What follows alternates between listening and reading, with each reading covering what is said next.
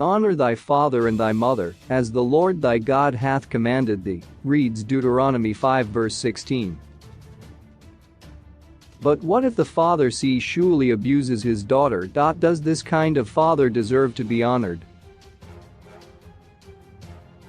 This question is haunting a Mutasa woman who approached the Manukau Post Weekender last week to reveal that her father allegedly broke her virgi nity on a grave when she was only 12 years old, before using her hymen and blood to curse her into remaining single for the rest of her life.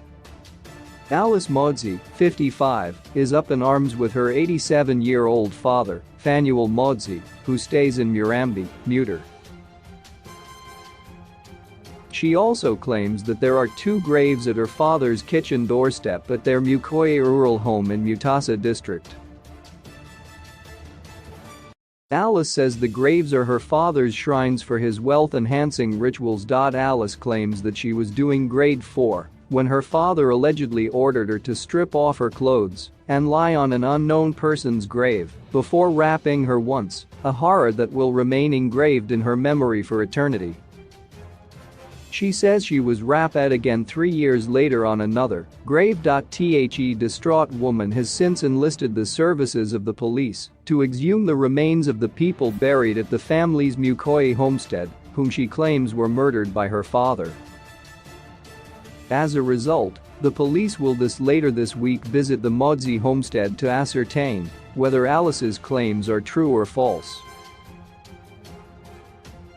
Deputy Manicaland Provincial Spokesperson, Assistant Inspector Wiseman Chinyoka, confirmed the issue, saying police will visit the Modzi homestead sometime this week. Alice approached us with the case. We need to verify the claim by visiting the homestead.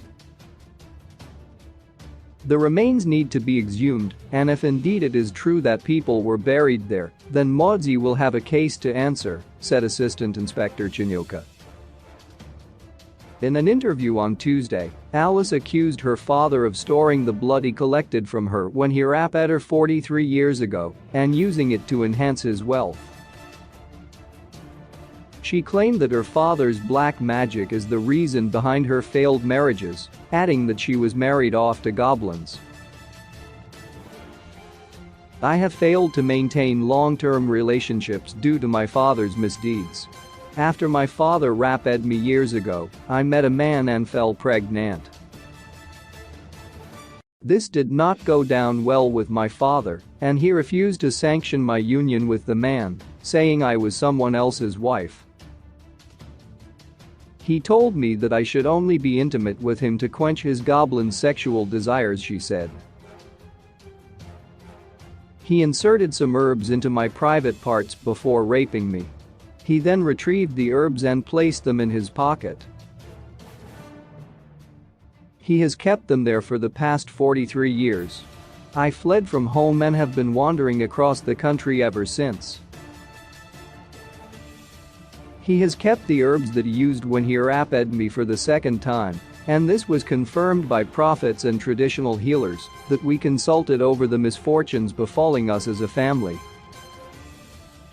They also confirmed that I will never marry or prosper in life as long as my father is still alive, she said. Alice's brother, Clifford, said before he became prayerful, each time he consulted spiritual healers, he was told that his father was behind the family's misfortunes. He, however, said he is no longer being tormented by his father's charms as he was born again. I was not a witness to what my sister endured when she was young, as I was not staying in the rural areas. The rape incidences have been kept as secrets. However, before I devoted my life to Christ, I was also a victim of bad luck.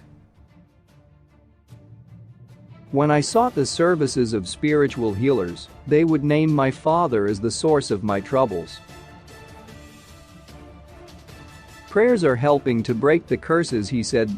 Called for a comment, the two's father, Phanuel, handed over the phone to his other son, Stefan Bingala. We are actually coming from the police, and we have been told that we are going to Mukoye village, so that the graves, if they exist, can be identified and exhumed.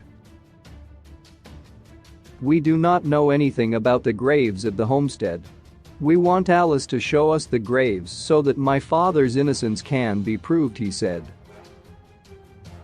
The family is expected to go to Mukoyi village with the police today, Friday,